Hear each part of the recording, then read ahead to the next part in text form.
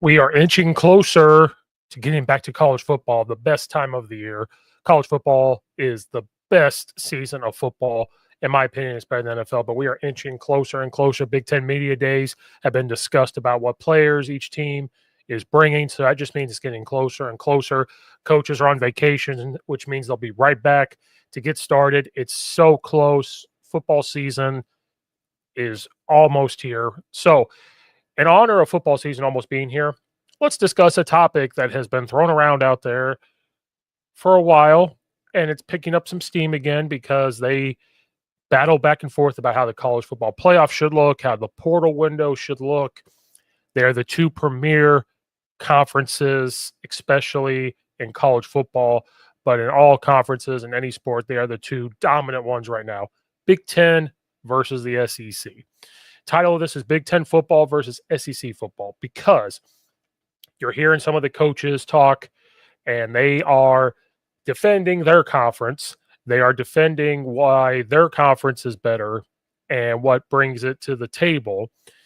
So let's discuss and break down, in my opinion, Big Ten versus the SEC. Now, in order to understand that, we got to go back a little ways here. At least for me growing up in the 90s, 2000s, when Big Ten football was considered, you had some teams that were very physical, but the Big Ten was known for finesse, passing, not quite the Big 12, not quite the Pac-12, and I'm talking about the originals, not what's happening right now. That's what the Big Ten was known for. The SEC was known for, well, we're in the South, okay? It's always perfect weather, and we are going to line up I formation, whatever it is, and we are going to pound the ball at you. Our defensive players are going to be way bigger than your offensive players, and we're going to come after you, and we are going to hit you. We are going to dominate you. That was growing up the difference between Big Ten and SEC. Now, I still live, but growing up in Big Ten country, growing up right outside of Champaign-Urbana, you got all the Big Ten games. So you grew up watching the Big Ten. And growing up, SEC was that they're going to be more physical. They're going to be way stronger than you. And that's what it was. And it seemed like the Big Ten, the Pac-12, the ACC, the Big 12 had to catch up to the SEC in that regard because we live in the moment. And during those moments, Alabama winning lots of national championships with Nick Saban, LSU squeaking in one here and there. Then you had Florida and Tim Tebow with their dominance. So we live in the moment. We don't look at everything else. Whatever's happening in that moment is what's decided, right? So the SEC was known for, we're still the dominant conference. But then you would watch bowl games back when bowl games mattered way more than they do now. And you would have at points the Big Ten having a better record in bowl games than the SEC, and sometimes Big Ten having better records versus SEC teams in said bowl games. But that's where SEC fans would come out and say, well, it doesn't matter, bowl games don't matter, because they don't want to admit that the Big Ten can actually play some football, right? So that's kind of where this would all start. Then as we get into the current state of college football is being controlled essentially by two conferences, not the NCAA no more. It's essentially being run by the Big Ten and the SEC, because the SEC expanded, adding more teams, and then the Big Ten expanded, added more teams. The Big Ten now goes from West Coast to East Coast. The SEC still lives in the South. That's where they want to stay. So the argument now has become, which we don't have to get into, is which conference dominates more. And a lot of Big Ten coaches are saying that they dominate more because now it's West Coast, East Coast. They're on every time zone. Any people can watch them. And now they're more they're more able to be seen and recruiting from West Coast, East Coast.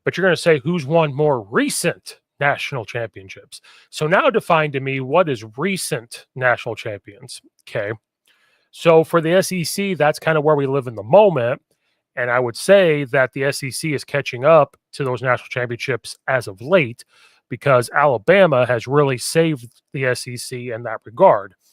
Because Nick Saban gets there, the very next year they win a national title. So 2009, 11, 12, 15, 17, and 2020, Alabama won national championships. Okay. Florida helped out in that regard as well. In 2006 and 2008, won national titles. Chris Leak in 2006, Tim Tebow in 2008. So SEC minds, that's where that goes. Auburn has helped in 2010. They won a national title with Cam Newton. Georgia, 2022, 2023, wins a national title. LSU with Nick Saban, 2003, 2007, with Les Miles, 2019 with Ed Orgeron.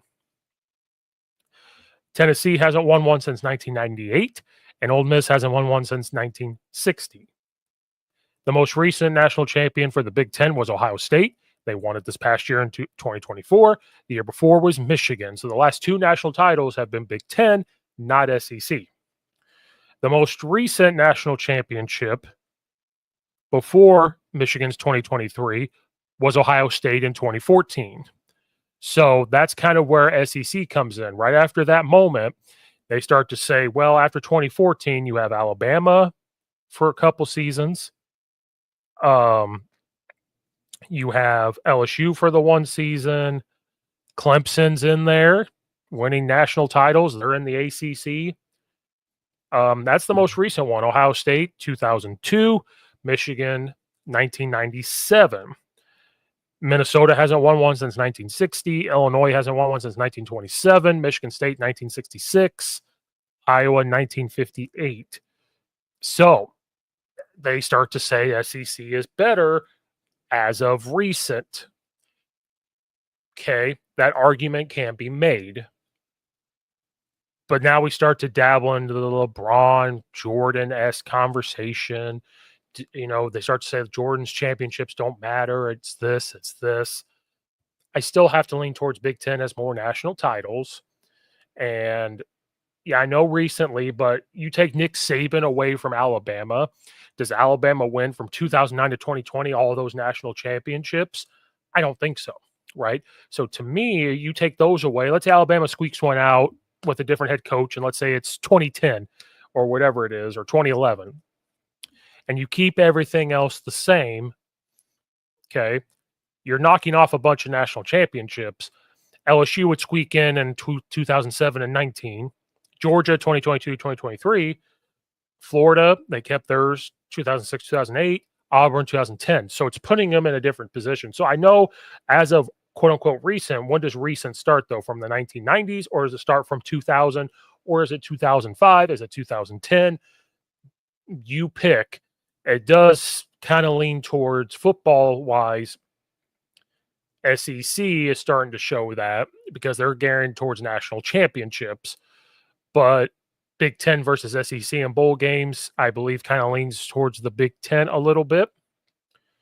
If you go by basketball, SEC has 12 national championships for basketball, and the Big Ten has 10. Okay.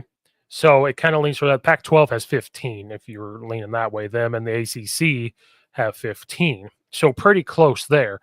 But if you add up those national championships, it still leans towards the Big Ten. Now, what coaches are from the Big Ten are coming out now and saying is they feel like, yes, SEC had their moment when Nick Saban got there. Every other team had to evaluate, do more to try to keep up. You have to recruit you have to do things like Nick Saban to keep up. So I think Nick Saban really kind of is responsible for the SEC. Him and Urban Meyer kind of doing that, and then now it's Kirby Smart. Excuse me, I like what Lane Kiffin's doing at Ole Miss.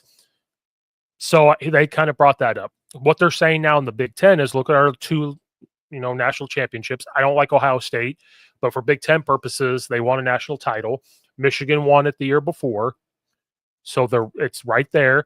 and they think it's become a level playing field because of their expansion. And the Big Ten really kind of leans in towards the transfer portal. They lean in towards that now that players can get paid, now that they're going to have this revenue sharing, they feel like it's level playing field now because they can now entice more. Because one thing that started to happen, I think, with the SEC, and I know if you talk to casual fans, I'm going to go to the South because it's not cold, right? Like, oh, it's 50, 60 degrees and they have parkas on. Like up here, I coach football. If it's 60, 65 degrees, sometimes I'm in shorts, right? Down there, they're cold. When you're in Big Ten country, it could be really hot. It can snow. It can do a bunch of things, right? So going to the South and playing in the South and this persona of how much tougher they are, all that mixed in started to bring the recruits into there. Not saying the Big Ten wasn't squeaking in every so often in the regular season, playing an SEC team with their talent, whatever, national championship, bowl game, anything like that. But now they're saying that now, and it always was said that the SEC's coaches kind of outrank the Big Ten's, but I think the Big Ten coaches and the SEC coaches now are getting into par as well. And I know a lot of problems with the transfer portal and name, image, and likeness, but I'm going by what the coaches say that it's, and the revenue sharing, the level playing field is now they can enter that transfer portal. They know they can make money at the schools. The good coaches now really in the Big Ten across the board, they can entice them now. Like, it might be cold, but hey, look at all the schools. Look at what they're doing across. We still have a good conference. We have good schedule. It's tough, just like the SEC. It's enticing people now to come to the Big Ten. The other argument is comparing teams, right? The SEC believes that from top to bottom, their teams are good, if not better, than the Big Ten teams. It's kind of where it goes. So if you wanted to compare, you could say Alabama and Ohio State are kind of those two teams in each conference, right? They're like, the Ohio State is the Alabama of the Big Ten and vice versa, right? And then you could say Georgia, or even you could flip-flop these. You could say Georgia or an LSU or anything is like a Michigan. If you want to put Alabama, Georgia, and LSU up there, you could have Ohio State, Penn State, and Michigan, kind of those top teams. And I know fans are going to say, what about Oklahoma? Oklahoma is a Big 12 school through and through. They're not going. It can't be the SEC. Texas Longhorns have not been in the SEC long enough. I know they did pretty well since they've, especially last year. But I can't put them up there. You can even put Florida up there, right? If you want to look at the Big Ten, you could have Ohio State up there, have Penn State, have Michigan, but now you also add Oregon to this mix, right? And I know Oregon hasn't won national title, but they're a good football team. They're, Dan Lanning's doing a very, very, very good job. So you have those top like echelon of the conference teams, right? Then it kind of goes down to, well, then who else is kind of like each other? Well, like Auburn and a Wisconsin, right? When Brett Bielema was there at Wisconsin, they had it rolling, ground and pound. We're going to be physical. Auburn is kind of those teams where fans of Wisconsin believe that they should have national title. Same thing with Auburn. You can even put USC into that equation of it's always championship or bust for USC. Other teams that are kind of similar where they kind of bounce back and forth. Missouri and like an Ole Miss are kind of like Illinois and Michigan State and Iowa, because Illinois right now, I think, has got it figured out. I'll have a whole other episode about Illinois and what I think they're going to do. But those teams that either do well one season and not so hot the next, right? Now, since Lane Kiffin has been at Ole Miss, they've got it going, right? Same thing with Brent Bielema. But before them, Ole Miss could upset a team. They could win 5 games that year. Illinois is the same way historically, where they're okay. They beat a team they're not supposed to beat. Then a couple years later, they go to a bowl game. Like that's just kind of always been Illinois' MO. To me, kind of like an Ole Miss, kind of like a Missouri, even but when they left the Big 12 and went to the SEC, those kind of things, right? Um, then you look at like a Kentucky with an Iowa. You look at now they have Nebraska in the Big Ten. Historically, Nebraska, way back in the day was good, and then they've not been the same. So for that, you could kind of put them with like a Tennessee, right? Where they have this history and it's a sold out environment at Tennessee all the time. It's a sold out environment at Nebraska all the time.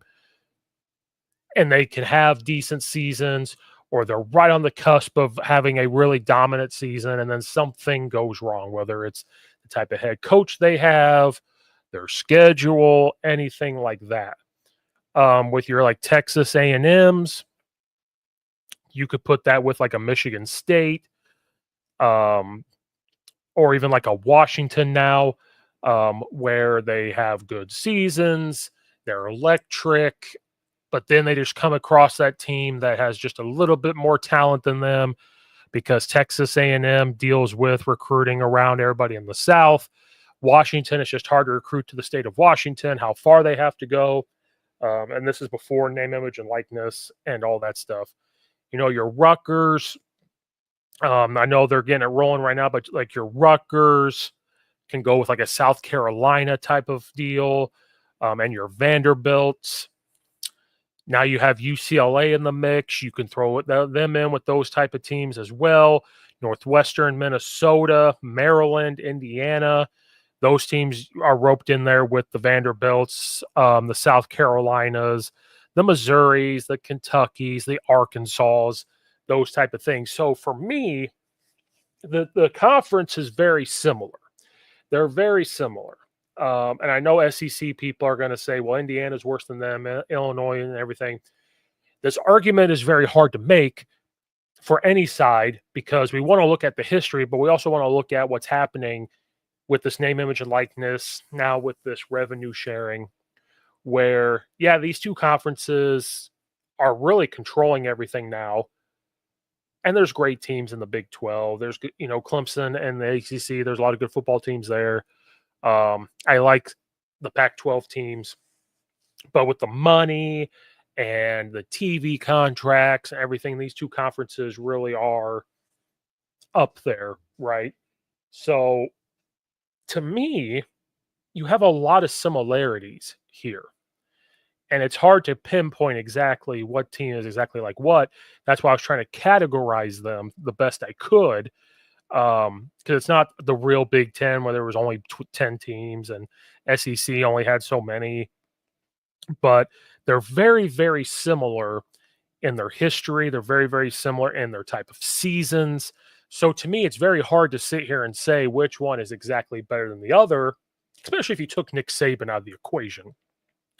If Nick Saban stayed in the NFL, if Nick Saban did something else, didn't go to Alabama, he went to a different school, whatever it was, you take a lot of those national championships out, you take a lot of those things out. But when you look at coaches as well, like when you look at the coaches, what is happening in the Big Ten, churning, like I said, Rutgers competing in games, Maryland, Iowa, Minnesota, depending on their seasons. I know at USC they've got to turn it around, but at times, like these guys have great coaches, and the SEC, same thing. I know Nick Saban's not Alabama anymore, but they had a good season. I like what they're doing at Arkansas.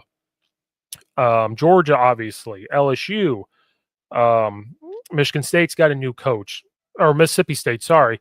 Ready to see what they do. Lane Kiffin at Ole Miss, just down the list of good coaches. So it kind of comes down to your personal preference, right? Like me, I'm going to kind of lean towards the Big Ten. I live in Big Ten country. Since they got rid of Kevin Warren, I think it's ran a little bit better. I was not a fan of Kevin Warren, especially during the COVID times, how he handled all of that. But I'm leaning towards the Big Ten because I think now, with everything kind of level playing field, and then there was that little thing about SEC schools paying their players and stuff, which I don't know if that's been proven a lot, but it's kind of hinted at, right? And you could say that about any college team, I suppose. Um, but I think the Big Ten from top to bottom, right? So the argument could be, hey, back in the day, the top echelon of the SEC, there was more of them than the top echelon of the Big Ten, which fine, I could probably give you that. Like I said, you had Florida always being competitive, Alabama, LSU, Tennessee, everything else, compared to like an Ohio State and Michigan and Penn State. Like those were kind of your teams. Now I think that a couple Big Ten teams are poised to have a shot to make the national or playoff, right? Like your Ohio States, your Michigan, Illinois is up there to almost get there. Indiana, if they have the same type of season, is up there. They were in the talks last year. Um, Washington, Oregon, like you're adding to this. So I think now it's become a more level playing field of Big Ten versus SEC. And that's why with this college football playoff, which we don't have to dive into, now you have Big Ten wanting it one way and SEC want it the other way. And it's kind of like your mom and dad fighting where the Big Ten and SEC have become mom and dad, and your ACC, your Big 12 and Pac 12 kind of have become the kids. And they're just kind of watching them argue. But also, if they were to say anything, they get told to shut up and go to their room. And that's kind of what's happening right now when they debate about what kind of college football playoff format they should get. We won't dive completely into that. I just wanted to discuss, what's the thoughts of Big Ten versus SEC. So leave comments down below. Who do you what conference you think is better? Are they even? Is it going to be this year's going to kind of prove who's the better one? Um, Either way, I think they're both good. I think they're both very competitive. I think it's more even now. Now that we've got out of the Nick Saban era, it's kind of coming back to being quite even. And are you comparing it with national titles? Are you comparing it just from teams and coaches and talent? Because there's a lot of talent coming to the Big Ten, as well as a lot of talent going to the SEC. We'll get into the whole college football playoff, stuff in another episode. So if you made it this far, thanks for watching. Like and subscribe on the YouTube channel. Follow and rate it on Apple, iTunes, Spotify. Follow on X, Instagram, TikTok, all that good stuff. Leave a comment section down below. Check out all the other videos. Support the channel. Greatly appreciated. So thank you guys again for watching and or listening. Who do you think's better, the Big Ten or SEC? We will see you guys next time.